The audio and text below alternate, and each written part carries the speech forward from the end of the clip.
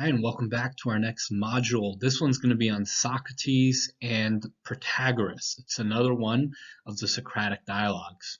So far, we've been delving into the mind of Socrates as portrayed by Plato, the author, and we've learned a couple things. We've learned that Socrates is portrayed as the philosopher par excellence, that philosophy, this seeking of wisdom to try to move beyond perspectives and the appearance of things to ultimate truth. So we see this in the Republic and the allegory of the cave, of trying to traverse out of the cave, out of the darkness of existence, into the reality of truth, which delves into Socrates' theory of the forms, these ultimate forms that we catch glimpses of in this world, that we're trying to ultimately realize and attain. We see in the last dialogue that we covered, Socrates and Meno, the use of hypothesis. Then in this back and forth conversation, Socrates will pose a hypothesis and try to test it through question and answer to try to reach a conclusion. And the theory of recollection, that's similar to the theory of the forms, that there's this knowledge that we all have that we can just tap into if the right questions are asked of us, this knowledge that we have since we were born. And this process is called recollection of theoretical knowledge. So we're going to keep delving into Socrates and his philosophies and his thoughts. And the next one is we're really going to tackle this idea of the Socratic method. This is Socrates' bread and butter method of trying to seek truth. And so you're going to, as you've been seeing and you're going to continue to see, these dialogues are less about the content of the dialogue, although that is semi-important because it tells us about what's important in Socrates' times and piece of his philosophy. But really, all these dialogues are means to understanding his methods. And so this dialogue with Protagoras we're going to see is an example of the Socratic method that you've already seen in other dialogues. We're going to use Protagoras' dialogue to really delve into what it is.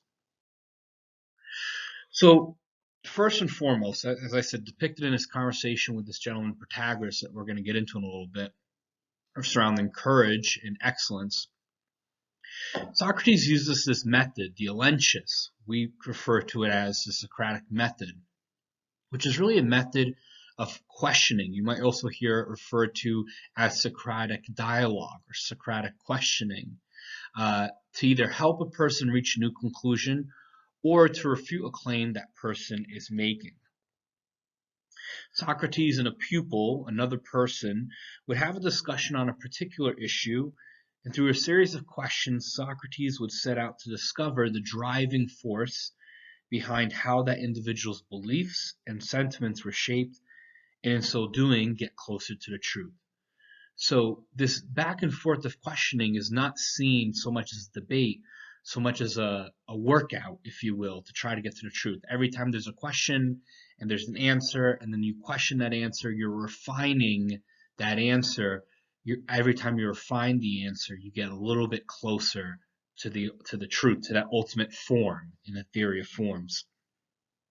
And so by continually asking questions, Socrates was either able to expose contradictions in the way an individual thought, and if so, it allowed him to come to a solid conclusion.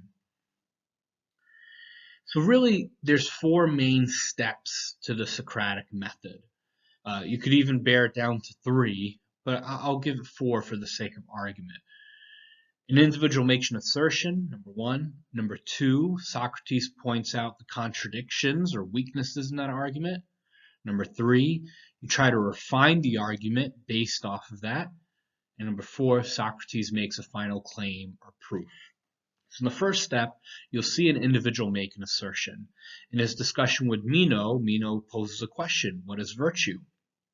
And then after a couple questions from Socrates, Meno would say this is what he thought virtue was. And it went from there. And the same thing we're going to see in the conversation with Protagoras. It's a question on what is excellence, or more specifically, what is courage? And so Protagoras will make a claim, make an assertion, and Socrates will question it from there. Socrates typically, at least in the conversations of Protagoras and Meno, is going to try to refute the claim that Meno and Protagoras put forward, or at least to doubt it, so to speak. So Socrates might ask the other person a question such as, well, what is courage? Step 2, Socrates presents a scenario to contradict or expose weaknesses in the assertion. So it's a similar tactic to the use of hypothesis, where, for instance, in the conversation with Meno, Socrates poses, let's suppose that virtue is teachable. And so, since teachability is a trait of knowledge, so knowledge is teachable, if they put forward a hypothesis that virtue is teachable and they try to prove it's true, well, if virtue is teachable, then virtue is knowledge, right? If that makes sense. So a similar tactic that Socrates would use is he would try to say, all right, well, if your claim is true, imagine this scenario. And then they would test the scenario, similar to a hypothesis, to see, well, does your assertion actually play out to be true or not, or is it flawed? So Socrates would think of a scenario where the person's answer that they put forward, the assertion, was not the case. So he would come up with, say, a scenario that was contradictory to the assertion. And he would ask the individual to assume that his original statement was false. For example, if the other person describes courage as endurance of the soul, Socrates might refute this claim by saying that courage is a fine thing, while ignorant endurance is not a fine thing. So he would question exactly what endurance is. So a person makes an assertion, Socrates comes up with a hypothesis or a scenario that is the opposite or claims the opposite as the original assertion to try to find weaknesses or contradictions. Third, the other person would then try to fix their original statement based on the new knowledge that was gained from the contradicting of the original assessment. So they would go back and forth, questioning the scenario. Socrates would show the person the flaws in the original argument through this question and answer. The other person would agree to this claim, and Socrates would then change the statement to include the new exception to the rule.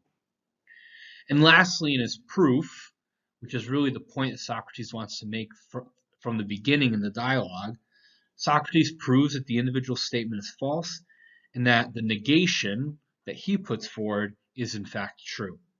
As the other person continues to alter his answer, amending it based off of Socrates' negations, Socrates continues refuting the statement. So you can kind of think of Socrates as a devil's advocate, so to say.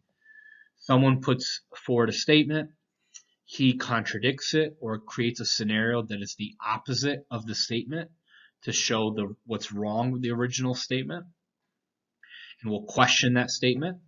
The person seeing the flaws in the statement brought out by the scenario fixes the statement to draw it closer to what is truth. And so this refinement, almost like a blacksmith, constantly working at a new tool, making it sharper, making it better. The process of questioning actually strengthens the original argument, strengthens the original assessment to bring it closer to the truth. This is what we mean by the Socratic method. Answering a question with questions that question the question. Not to get too meta, but essentially that's what it is. Socrates responds with questions. He's not trying to get to an answer by arguing that his position is the best. He helps the other person get to the answer by questioning what they think is true and getting them to think about what they believe is true. And so by answering those questions, they get closer and closer to truth. This is what Socrates is really about, seeking truth, the ultimate forms. And so this is the beauty of Socratic method. It's used until this day, not only in classrooms and teaching, but especially in matters of law and in the legal field. If you ever go to law school, the Socratic method is one of the methods that they will teach you. And it's also gaining popularity in different medical therapy fields, as you'll see in the reflection video. So let's get into the dialogue that exemplifies the Socratic method. So remember, as you're reading Protagoras, think of how do you see the Socratic movement at play? How do you see Protagoras making a statement, Plato questioning that statement, Protagoras changing his answer to get closer to the truth, and Plato continually questioning it, either creating scenarios that question it, creating hypotheses, and getting Hippocrates to reach an ultimate conclusion, which in this case we'll see Socrates disagrees with him with. Why? Well, who is Protagoras? So there's a couple different characters in this dialogue. There's Socrates, obviously, Hippocrates, who's a friend who makes the connection between Socrates and Protagoras, Callias, who's the owner of the house where this dialogue is taking place. That's where they're situated. Protagoras was a well-known sophist. More about that in a second. And other individuals in the house, such as Critias. So there's several different individuals. So they're in Callias's house. You'll see Socrates first speaking with Hippocrates, makes a connection to Protagoras, and then really the conversation ensues between Socrates and Protagoras. And the piece of reading that you have for reading for this module really focuses on the latter half of the conversation between Socrates and Protagoras around the question of courage. Which courage, think of it as courage is the topic that the Socratic method is used on. So what do we call by sophists? So there's this movement in ancient Greece called the sophistic movement. Well, there's certain topics that are important in Greek education, but after a period of time, there's a movement to try to wanting to gain political power and wanting to go up in the ranks. Different skill sets like oration, civil the origins of civilization or civics, uh, persuasion, argument. These topics people wanted to learn. So they started paying these itinerant teachers who would go around trying to seek wisdom, or so they would say. And they were often pretty skilled in these different topics beyond the normal topics of, say, arithmetic or science. And they would teach individuals not only about the manner of thinking or the manner of argument, but how to public speak, how to think about ideas.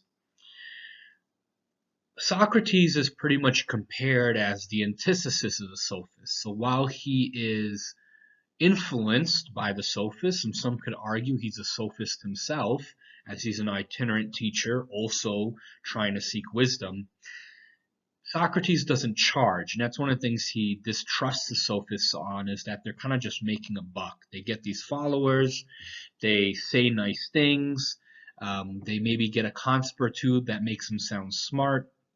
People pay money so that they teach them to think like them. And Socrates, and you'll see this in the Apology, pretty much gets in trouble because he goes around and in his seeking of wisdom, in his using of the Socratic method, which was very new at the time, while there was certainly the use of dialect and asking of questions, Socrates' way of doing it ultimately kind of made the sophists look wrong, as we'll see with Protagoras. He proves them wrong by trying to prove their assertions incorrect, as we just saw the method does to seek truth. Well, while it hopefully gets closer to truth, it kind of also makes the sophists look silly. And they didn't like that, and well, we'll get into the Apology about what they try to do about it. Mainly because the sophists saw this matter of back and forth as ego. It was a competitive game where there was a winner and a loser. For Socrates, it was really an opportunity to get closer to the truth. I'm going to try to find out what's wrong with your statement, not because I'm trying to beat you, but because I'm trying to see, well, what's bad of the argument that I can get rid of so I can focus on what's true of the argument, or to find out what is the truest form of that argument. Again, consider the blacksmith with making a knife or a sword. He's going to beat away and burn away the impurities to get to the strongest version of that sword. Think of the sword as the argument then. By asking questions and contradictions, Socrates trying to beat away the impurities of the argument to seek the truth. The sophists didn't really see it that way. They just saw that Socrates was beating on them. but he's seeking the truth. So the main idea of Protagoras is this. Protagoras and Socrates go engage in a back and forth conversation around the idea of what is excellence. Again, back to Meno in his conversation with Socrates, the idea of virtue, courage, excellence. These were the things that ancient Greeks longed for, strived for what they believed was a happy life. The famous phrase we'll see from Plato in the Apology, the unexamined life is not worth living. We have to ask ourselves what actually makes for a good life, a happy life. The caring of individual life was important to Socrates, and that the good man, the honorable man, the happy man was the ultimate thing that we should be striving for. So it then makes sense that a lot of these conversations center around questions of what does that mean to be happy, excellent, virtuous person. Similar to the conversation of Socrates and Meno, where Meno holds that virtue can be taught, Protagoras holds that excellence can be taught. And so, since we've already read the Meno, you know where this is going. Similar to Meno, Socrates didn't believe that virtue could be taught. Similarly, Socrates does not believe excellence can be taught. And this is again him showing his hand in the belief of the theory of the forms, similar to the theoretical knowledge. There are certain things like theoretical knowledge or the theory of forms that exist beyond us that we can see glimpses of or tap into by asking the right questions or seeking wisdom to hopefully fully attain. And so similar to Meno, this culmination of the debate, this dialogue, the Socratic questioning between Socrates and Protagoras focus on whether virtue, courage, excellence can all be taught. So you'll see again the use of hypothesis. Well, not again, like I said, not to be a bummer. There's really not going to be a conclusion to whether or not courage or excellence can be taught, because again, the purpose of Plato writing these dialogues are less about reaching definitive conclusions, rather showing Socrates' method. And so the nature of excellence is left open-ended in order to show the Socratic method. Well, let's look at this whole question of excellence to basically understand Socrates' argument, so to speak. So throughout using the Socratic dialogue, the Socratic method, Socrates really puts forward an argument that excellence is equated to pleasure. Think of pleasure as the opposite of pain. So pleasure at times might have a negative connotation, but in this case, consider pleasure to be a good thing. In other words, whatever is the sentiments, feelings, experience that are opposite of something being painful. And so really, pain is seen as the miscalculation of attaining pleasure, that we're all trying to seek the best life, the happiest life, and we're trying to figure out what are the things I should do to get to a happy life. And when we miscalculate that and are wrong on the things that bring us to a happy life, that's where pain comes from. We experience pain because everyone's trying to seek a happy life, according to Socrates. Everyone's trying to seek pleasure, but sometimes we miscalculate, and that's where pain comes from. Because in his mind, no one would try to experience pain on purpose at this point. So he might talk about how there's such pleasurable things like food, and that those things can then consume us. And when they become an excess. So we're seeking happiness. We think things like food will bring us happiness, but we overconsume them, and that causes pains worse than the immediate pleasure. So if we eat a lot, we might feel full, but then we might feel sick because we ate too much. Or that might bring about disease. And that while things that cause pain, such as athletic training and medical treatment, ultimately can produce good. So it hurts after you work out, but after you work out a lot, you get stronger. So there's this back and forth between pleasure and pain, that sometimes pleasure can bring about bad things, pain can bring about good things. And so Socrates argues that as a result, things are considered good and bad because of their ability to secure greater pleasure and avoid greater pain, since no one knowingly wants pain. So again, his argument is going to be that something is good because it brings about a long-term pleasure, not just a short-term pleasure, because short-term pain might also bring about a long-term pleasure. So if someone chooses something that would bring immediate pleasure, but would bring about pain in the long term, what they've really done is they've miscalculated and they've made an error. So they've been ignorant in their pursuit of happiness and of excellence, as opposed to someone who may have chosen immediate pain, knowing it would bring long-term pleasure. They've calculated correctly. So there's this knowledge with seeking pleasure and excellence. So therefore, excellence has to do with the knowledge of correctly measuring what will bring greater pleasure to one's life, accurately being able to assess situations and circumstances to pick long term what's going to be the best decision. It might be hard now. In other words, it's getting down to the question of, can we discern between the long way, the long road to eternal happiness, or the short road that might bring immediate happiness, but really not get us there. You can equate it in terms of Catholic theology to the idea of imperfect happiness and perfect happiness. Imperfect happiness gives us an immediate sense of pleasure, but long term doesn't fulfill us. Perfect happiness gives us might have pain or suffering or struggle that we have to do to work hard in the beginning, but long-term happiness. So this is how Socrates would probably answer the question of excellence. Well, let's see how the Socratic method plays out in his dialogue with Protagoras. And in this regard, you can turn to the piece of the conversation between page 63 and 65, which really, in my opinion, highlights the Socratic method. He uses it again and again. And that's the thing with the Socratic method is it can keep going on loop. You can keep building and building to continue to refine a question. But I want to focus on this part of the conversation with Protagoras because it focuses around the topic of courage. So they're talking about excellence, and finally, Protagoras puts forward, okay, fine, to prove Socrates wrong, that it is not a sort of knowledge or Protagoras puts forward a hypothesis. Again, the use of hypothesis, the sophists use it. He hypothesizes, well, some men can be ignorant, but very courageous. I know this sounds very trivial to us, but again, you have to think like the early Greeks. This was very important to them. Honor, excellence, courage, wisdom. And so he puts forward a hypothesis, an assertion.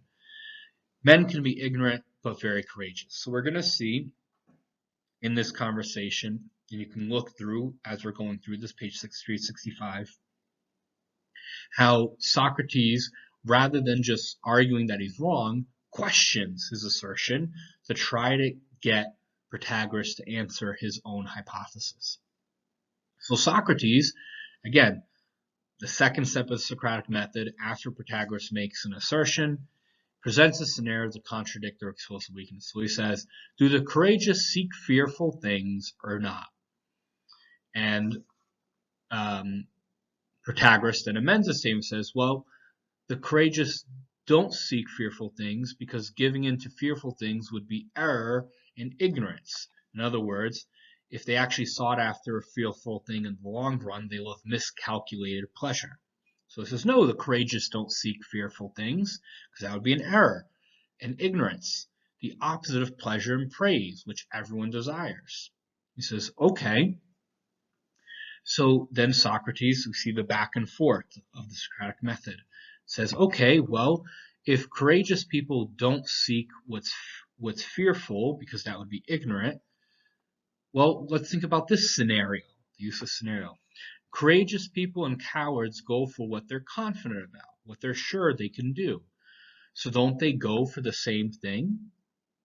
Yet cowards and those who are courageous are considered different. How can this be so if they both try to get what they think they can attain? So it goes back to Protagoras.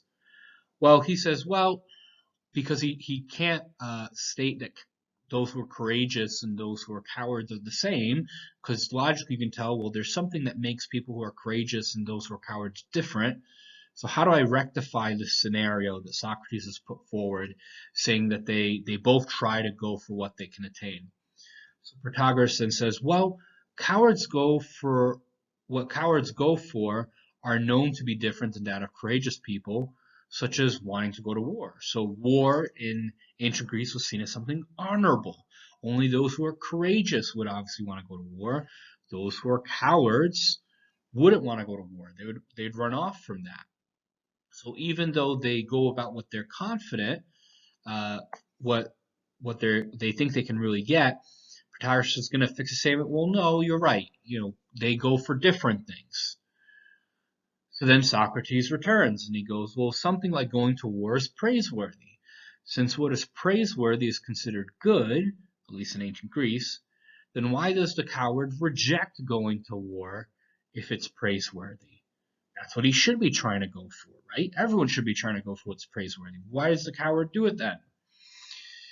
And so Protagoras comes back and says, well, the coward fails to do what is praiseworthy, such as going to war, because of ignorance and error in calculating the difference between what is to be feared and what brings praise. As a result, it is this error that makes a coward. So in this questioning back and forth, remember, Protagoras' original statement, hypothesis, is some men can be ignorant but very courageous. And now at this point, Socrates has gotten him to say the absolute opposite, that no, cowards are cowards, the opposite of courageous, because they are ignorant. And that those who are courageous because they have successfully calculated the things that they should do that are praiseworthy. So this is then Socrates' proof. He says, well, if cowardice is an error about what is and was not to be feared, and number two, cowardice is the opposite of courage, as he said again in B, then the wisdom of what is and is not to be feared is courage. So think back, CBA. So he says, because C is true, and because B is true, and because A is true, therefore, if wisdom is equated with courage, in other words, those who are courageous have accurately determined between what is to be feared and what is not to be feared, and error is to be equated with cowardice, in other words, someone is a coward because they have incorrectly assessed what should and should not be feared, then you cannot be ignorant and courageous, because if you're ignorant, you're in error. You have falsely understood what is to be feared and not to be feared, and that's what makes a coward. And if you're courageous, you can't be considered ignorant because you have correctly assessed what is and is not to be feared. And so in this way, Socrates is able to disprove Protagoras' hypothesis by getting him to answer his own question by this back and forth of questioning. And in many ways, we refer to this, when we say that it's if C is true and B is true and A is true, then D must be true. In other words, this ultimate conclusion, we call this Socratic logic. This getting Protagoras to make certain assertions and certain statements, and then putting all those statements together to make an ultimate truth assertion. So this is what we call the Socratic method. Protagoras makes an individual assertion. Socrates presents scenarios and questions that assertion by getting him to accept certain truths or little truths that are in contradiction to his original assessment. And then Socrates adds all those little truths up to make a full assessment that he shows Protagoras shows that Protagoras' original hypothesis is not true. So that is the Socratic method. And so I'm going to ask you, when you're reading a Protagoras, look for these pieces, look for these examples of making an assertion, questioning it, amending it in its final proof, to be able to then have you explain how Protagoras depicts the Socratic method. And you can turn back to this slide as an example. Then we'll see you next time.